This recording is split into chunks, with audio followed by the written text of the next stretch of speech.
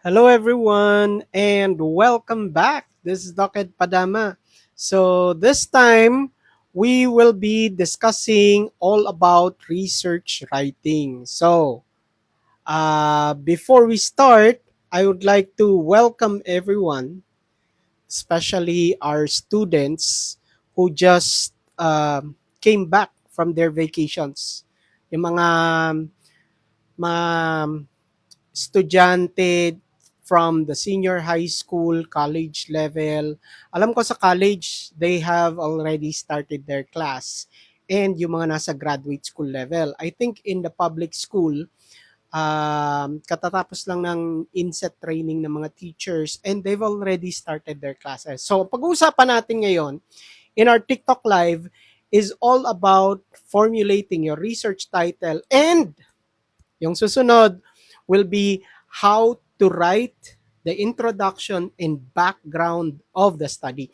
And we're going to do this within 1 hour. Hopefully, we can cover itong dalawang topic na pag-uusapan natin. Ulitin natin ang magiging laman ng ating pag-uusap ngayong live natin ay kung papaano bumuo ng research title gamit yung template na ginawa at binuo ko para mas madali ninyong maintindihan at para mas madali kayong makagawa, makabuo ng sarili ninyong research title base doon sa gusto ninyo. Okay? Mahirap kasi kapag yung research title, palagi nyong hinihingi o kaya kinukuha ninyo sa mga nakaraang research pero hindi nyo naiintindihan kung tungkol saan yung research title na yun. Kaya mas maganda palagi, sinasabi ko is empowerment eh. Okay? Anong ibig sabihin nun? Tuturuan ko kayo kung papaano gumawa ng research title at sa pamamagitan nito, darating yung panahon na magiging self-sufficient na kayo kapag alam nyo na at empowered na kayo, magiging self-sufficient na kayo.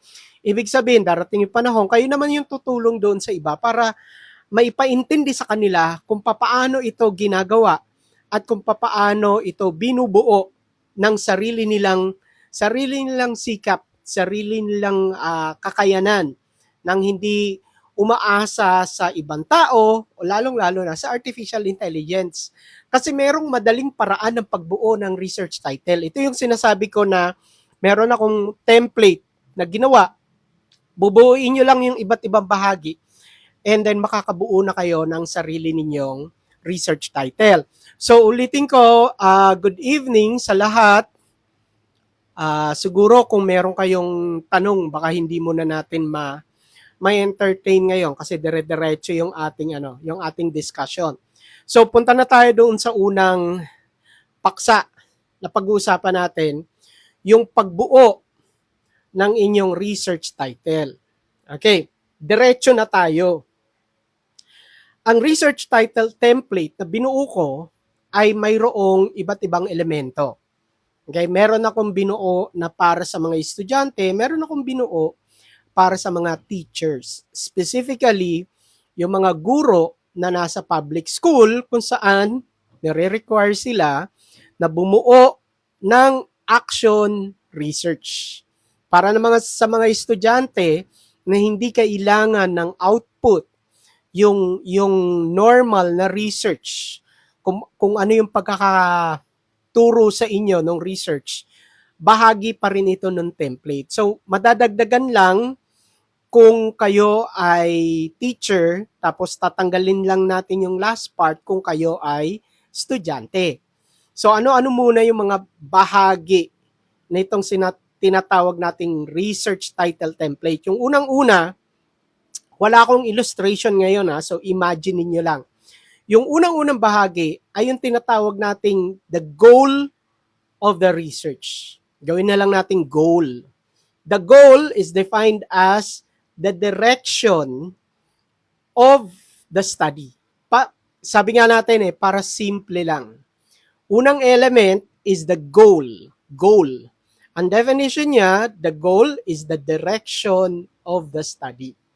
Unang element yun So, binigay ko na yung unang element, binigay ko yung definition. Ano dapat yung mga salita na pwedeng gamitin para tumukoy doon sa tinatawag nating goal of the study?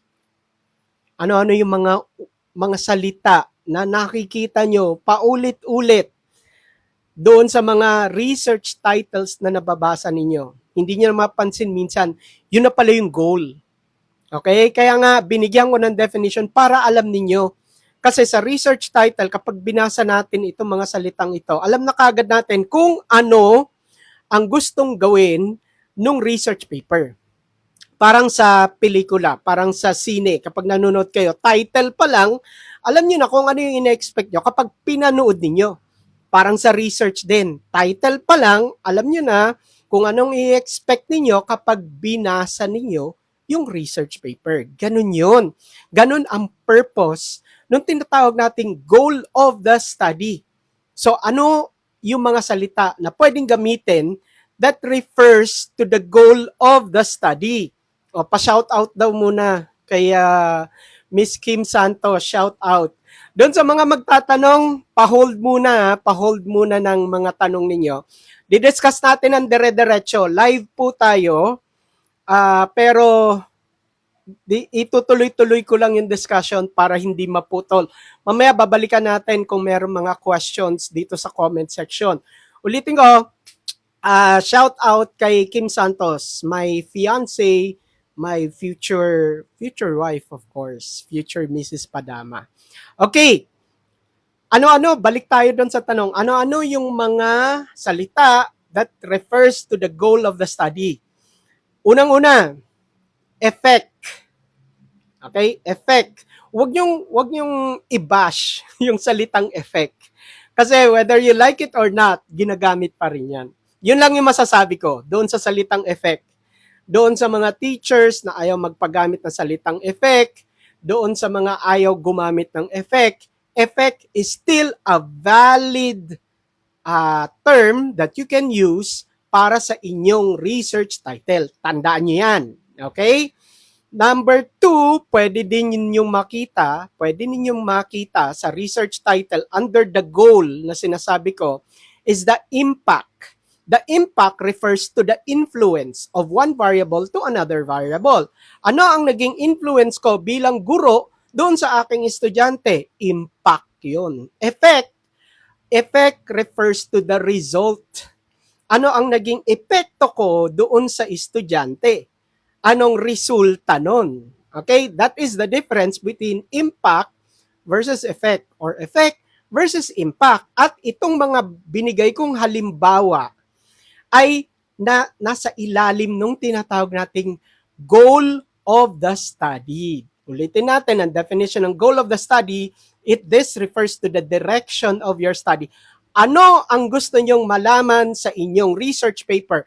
Kapag kayo tinanong ng inyong panel, ang dali nang sagutin, di ba? Kasi malinaw na naka-reflect sa inyong research title. Maraming salamat sa gift, Haley. Heli, shout out kay Heli. Di ba ang linaw? Ano pa ngayon ang ibang halimbawa nung tinatawag nating goal of the study? Pwedeng i-measure ninyo yung effectivity. Di ba? Yung effectivity ng implementation ng isang policy, isang strategy. Okay? So, iba yung effect sa effectivity. Magkaiba yon. Relationship can also be classified as the goal. Ano ang relasyon ng variable 1 kay variable 2? Specific example ng correlation. Ano ang relationship ng pagiging effective ni teacher, competency ni teacher sa kanyang pag-attend sa mga seminars or trainings? Dalawang variable yon. Hinahanap natin, meron bang relasyon? Yung sinasabi nating relasyon ngayon, yun ang tinatawag nating goal of the study. Gusto nating malaman ano ang relasyon ng pag-attend ng maraming seminars o trainings sa pagiging competent ni teacher. Correlation yon. Di ba? So, I hope malinaw na sa inyo kung ano ang ibig sabihin at kung ano yung role nung tinatawag nating unang element ng ating research title template, which is the goal. Okay, next.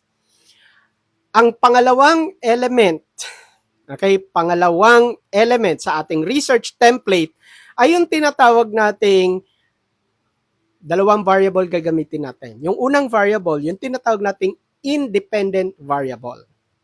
So, anong independent variable? Ano ba ibig sabihin ng independent? Okay, by the term itself, independent variable refers to a variable that is not affected by any other variable. So, I would like to simplify this para mas madali niyong maintindihan. The independent variable is the issue being investigated. Di ba? Para mas madali niyong maintindihan. Issue being investigated. So, IV refers to the issue being investigated. Ganon din, kung gusto niyo ng medyo technical, the variable that is not affected by any other variable is the independent variable. Di ba? Pero para mas madali, the issue being investigated refers to the independent variable. So, ano-ano ba ang independent variable? Yung hindi affected ng kahit na anong variable. Kasi maraming klaseng variable, pero dalawa lang yung gagamitin natin sa ating template for the purpose of simplifying yung ating research title template. Maraming salamat at magandang gabi sa ating mga viewers ngayon, yung 100 plus na viewers natin. Magandang gabi po sa inyong lahat, sa mga nakikinig ng ating live, which is ang topic po natin. Dinidire-diretso ko, mamaya na po tayo mag-entertain ng questions, ay kung paano masisimplify, paano mapapadali yung pagbuo ng research title. So, diniscuss ko na yung una, the goal of the study, goal. Pangalawa, the independent variable, the issue being investigated. Doon na tayo ngayon sa example. Ano ngayon yung mga halimbawa ng tinatawag nating independent variable? So, sabi natin, issue being investigated. Ano-ano ba yung mga issue? Kuha tayo sa pinaka-recent. As of this time. Okay? Yung mga pinaka-recent. So, recently, merong lumabas yung na-result tungkol doon sa competency ng mga students in relation to their competency sa math, science, and reading sa PISA. So, pwede nyong gamiting issue yon. Pwede nyong gamiting independent variable. Ano doon ngayon yung issue? Yung reading comprehension. Ang tagal ng issue. Pero hanggang ngayon, relevant pa rin. Ito yung isang gusto kong mapansin ninyo. Hindi lahat ng issue na matagal na, hindi na pwede. Pero iilan lang yung mga issue na sinasabi na ang tagal ng ginagawa ng research. Pero hanggang ngayon, hindi pa rin mabigyan ng kasagutan. Ito na yung halimbawa nun, yung sinasabi kong reading comprehension. Panahon pa ni kopong-kopong ng mga ninuno natin, lolo't lola natin, problema na sa research ang reading comprehension. Yung pagkakaintindi o yung paraan ng pagkakaintindi ng isang mag-aaral sa kanyang binabasa, comprehension, sa kanyang pagbabasa. So, pwede siya maging issue, reading comprehension. Diba? Ano pa ang pwedeng relevant na issue as of this time? Okay? Kasi baka pag tumagal itong video na ito, baka hindi na relevant itong mga issues na ito, ha? So, at the moment, ito yung mga issue na relevant. Kagaya ng Catch-up Friday. That is one strategy na ginagamit para ma-address yung reading comprehension. Diba? Catch-up Friday. Every Friday, may mga activities na gagawin para ma-address, mapababa, ma-minimize, hindi naman totally ma-eliminate yung problema sa reading comprehension. So, pwede nyong gawing IV or independent variable. Anong gagawin niyo? Gusto niyo malaman kung papaano ini-implement yung Catch-up Friday, descriptive, Hindi ba? Or gusto nyo malaman yung effectivity ng implementation ng Catch-up Friday, pero ang focus ninyo dito is Catch-up Friday. So, ito yung sinasabi nating independent variable. Ito yung mga halimbawa ng independent variable. Ladies and gentlemen, tandaan ninyo, ang independent variable, ang issue being investigated should be relevant. Should be relevant. Ibig sabihin, meron siyang kinalaman sa panahon natin ngayon. Kapag irrelevant na ito, obviously, hindi nyo na kailangang gawan ng research. Hindi nyo na kailangang gawan ng study. Kasi hindi na siya relevant. Wala na siyang gamit. Hindi na siya napapanahon. Kaya hindi nyo na dapat gawan ng study. Baka napakarami ng study at nasagot na o nabigyan na ng kasagutan, kaya hindi nyo na kailangan ulitin. Not unless may nagbago doon sa variable. Ulitin natin, pinag-uusapan natin ngayon ay yung tinatawag nating independent variable. Let's move on to the third element, which is the dependent variable. Ano naman yung dependent variable? Ang dependent variable is defined as the variable affected by the issue being investigated. The variable affected by the issue being investigated is what we call the dependent variable. Ang dependent variable, sana may sulat ninyo, tsaka may imagine ninyo. Ang dependent variable, doon sa ginawa kong template, hinati ko sa dalawa. Okay? Ang dependent variable, based doon sa definition ko, is the variable that is affected by the issue being investigated. Hinati ko sa dalawa. Number one, yung area ng variable na yon, specific area ng variable na affected, at kung sino yung affected. Sino o ano yung affected. It can be a person, an organization, an institution. Pwedeng animate, inanimate. Hindi anime, animate. Ibig sabihin, buhay. Okay? Inanimate, pwedeng organization, institution. Okay. So, ulitin natin, pwedeng tao. Yung isa ay tao, kung ano yung, sino yung affected, at yung ikalawang bahagi ng ating dependent variable ay yung area doon sa buhay ng tao. Okay, halimbawa, students. Okay? Dependent variable yon. Hindi pwedeng students lang. Kailangan i-specify nyo anong bahagi sa buhay ng estudyante ang gusto nyong imbestigahan. Kuha niya? Yun yung dalawang bahagi ng tinatawag nating dependent variable. Okay, mamaya bubuuin natin ito. Konti na lang. Okay, tandaan niyo tatlo na yon. The goal, the IV, and the DV. Fourth element, yung pang-apat na element. Pang-apat na element is what we call the local. The local. Okay? The local refers to the setting of the study. Ganun lang kasimple. The local refers to the setting of the study. Para sa purpose ng ethical considerations, pwedeng hindi ilagay yung pangalan ng lokal. Pwedeng hindi ilagay yung pangalan ng setting. Ang lokal or ang setting, hindi palaging school. Pwede siyang community. Pwede siyang area, pwede siyang lugar ng indigenous people, community, at kung ano-ano pa. Lahat yan, bahagi ng tinatawag nating setting of the study. Ulitin natin, for the purpose of ethical considerations, pwedeng hindi i-indicate, hindi ilagay, hindi i-reflect doon sa title yung lokal. Pero kung hindi naman sensitive yung title o yung study na ginagawa ninyo, you can include the local doon sa research title ninyo. Okay? So, ilan na 'yon? 4, 5. 4. Goal, independent variable, and then the local. May nakalimutan ba ako? 4 lang ba 'yon? Okay. And then the last one, para sa mga teachers, ay yung tinatawag nating output. Pang-5. Okay? Pero yung mga estudyante, 4 lang yan. Kapag kayo ay public school teacher, yung pang-5, can really make the difference. Ito yung nire-require sa inyo kapag kayo ay pinagagawa. I'm referring to the public school teachers.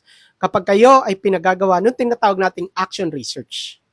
Pero ulitin natin, kapag student kayo, whether senior high school, college, or graduate school students, kasama ang graduate school level, hanggang dun lang sa 4. Not unless sa graduate school, gagawa kayo ng action research. Pwede nyo gamitin yung pang-5. So ano yung pang-5? Tinatawag natin pang-5 ay yung output. The output refers to the innovation, to the innovation, intervention, framework that you will be proposing. Yun yung output na tinatawag. At yan ay ginagawa kung ang research ninyo ay yung tinatawag nating action research. Okay. Meron na tayong 4. Doon muna tayo sa, 5. Doon muna tayo sa 4. Yung 4, bubuo tayo ngayon ng simpleng research title. Okay? Gagamitin natin yung mga common na terms muna. Sa goal, gamitin natin yung effect. Effect of Catch-up Friday kanina binanggit natin, which is the independent variable, the issue being investigated. Effect, tapos si Catch-up Friday yung pangalawa. Pangatlo, ano yon? Sino yung affected ng issue? Gawin na natin si students. Okay, pwede yan maging student, pwede maging teacher. Yung pangatlo si students. Sa pangatlo, sabi natin, dalawa yan. Yung affected at kung anong specific area na affected. So, Catch-up Friday, ang affected doon sa buhay ng estudyante ay yung kanilang reading comprehension. O, di ba? Students, tapos reading comprehension. Tandaan nyo yung 4, Ulitin natin, effect, Catch-up Friday, students, reading comprehension. Ano nga, parang pwede na tayong nagmamath, no? Ano yung pang-4? The setting of the study. Setting of the study. O, maglagay kayo at saang school nyo gagawin. Yung pangalan ng school, that's the setting of the study. Okay? Okay. Buuin na natin ngayon. Napaka-simple lang, di ba? The effect of Catch-up Friday to the reading competency of anong specific students, sabi natin students, of the senior high school students of Emilio Aguinaldo College. O, di ba? Nakabuo na kayo. Ano ngayon yung nakikita nyo doon sa title na yon? Kung bubuuin natin the effect of Catch-up Friday to the reading competency of pangalan ng school. Gusto nyo malaman kung effective ba yung Catch-up Friday doon sa reading comprehension ng mga estudyante, senior high school to be specific, doon sa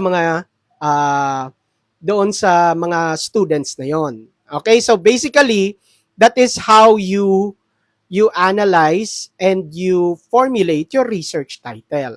Okay, so I hope you were able to tuloy natin. I hope you were able to take away something from the discussion that we had. Now, sabi natin merong output. Paano magiging Paano magiging action research? Yung research title na binigay ko, effect of Catch-up Friday to the reading comprehension of senior high school students. Pag yan ginagawa ng teacher, anong gagawin sa output? Lalagyan niya lang sa dulo, basis for the crafting of a reading comprehension intervention program. Oh, di ba? Ganun lang 'yon. So, pag na-investigate mo na yung effectivity ng Catch-up Friday sa reading comprehension ng mga students, yung pang-5, yung output para maging action research, basis for the crafting of a reading comprehension intervention. O, di ba? Intervention na lang. O, reading comprehension program. Ayun, mamili kayo. Or a reading comprehension framework. O, di ba? Depende kung ano yung mas kailangan ng institution ninyo. O di nagamit na natin yung 5, yung 4 pwedeng pang estudyante, yung 4 na elements na binuo natin. Yung pang 5, pwede na siyang pang teacher. Pwede na siyang pang graduate school level. O, di ba? So, before we continue, yon, may mga questions. Okay? Triangulation, question.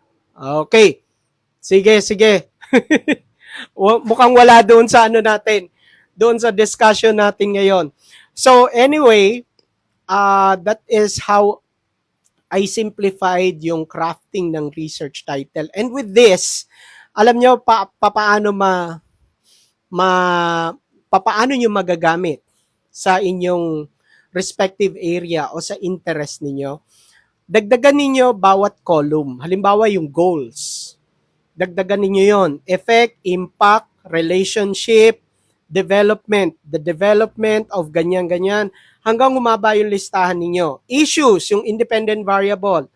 Pwedeng catch-up Friday, reading comprehension, blended learning, at kung ano-ano pa mga issues na pwede nyo idagdag dyan. Depende kung ano yung current issue ng during your time. Di ba?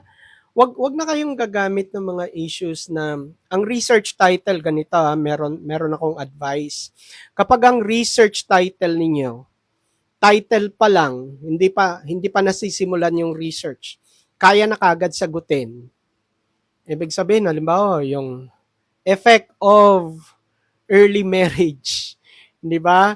To the academic performance of students, di ba? Parang paano ba naman title yan? Kahit naman hindi nyo gawin yung research, alam naman na kagad, di ba? Kasi ang dami nang gumawa niyan, ang dami nang dumaan sa ganyan, even without conducting research. Magtanong ka lang doon sa mga naka-experience ng ganyan, magkakaroon ka na ng idea. That is why, yung mga research title, ulitin ko, na mababaw, yun yung term eh. Kapag mababaw yung level ng investigation ninyo, definitely, there is a high possibility and probability na mare-reject yung mga title ninyo. Lalong-lalo na sa graduate school.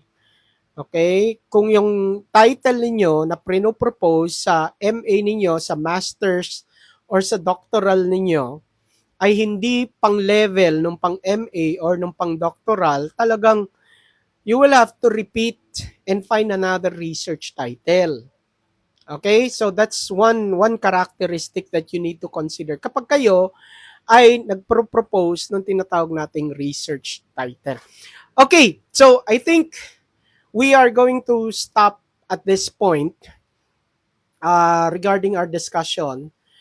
Actually, sabi natin kanina meron pa tayong isang yung discussion ng paano isulat yung introduction and background of the study. So, I'll reserve that discussion doon sa ating susunod na live. I'll try to see if I can make time again para makapag-live and ma-discuss naman yung part na yun. But basically, yung diniscuss ko sa inyo ngayon, medyo mas mas comprehensive. Kasi baka pag tinuloy natin doon sa paano dapat isulat ang introduction at background of the study at anong pagkakaiba nito, meron na akong mga strategies na ginawa dyan para mas madali nyong malaman kung paano isulat at kung ano ang laman ng bawat bahagi. Magkaiba ang introduction sa background of the study. Yun lang yung pwede kong masabi sa inyo ngayon. Kaya kapag diniscuss natin yan, sasabihin ko sa inyo, ano yung mga laman ng bawat bahagi at paano ito dapat isulat. Kapag quantitative ang inyong research, ang introduction at background of the study should be in deductive method. The deductive method, deductive approach, ang paraan ng pagsusulat. And then, yun, deductive yung yung paraan ng pag-formulate ng mga topics na gagamitin ninyo. And then after that, pwede kayong gumamit ng citations, references, pero basically, ang pinakamaganda niyong gamitin ay yung mga legal basis. Kasi hindi nyo pwedeng damihan ng references sa introduction and background of the study, pero hindi naman pwedeng hindi kayo maglagay ng references. Kaya nga, kung maglalagay kayo, make sure na yung mga gagamitin ninyo doon will be doon sa classification and legal basis. And then, other than that, kung gagamit kayo ng mga references or citations, whether it's literature or studies, i-reserve ninyo doon sa susunod na chapter, which is chapter 2, Review of Related Literature and Studies. So, basically, that's the outline of how you write the introduction and background of the study.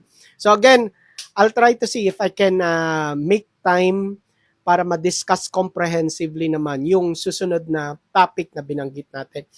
For now, we are going to end our live at this part. And then, bago tayo malis, baka meron kayong question. Ayan. Okay, kaya lang, nasa ibang chapters kasi, nasa methodology, nasa method, lahat ng method eh. 'Di ba?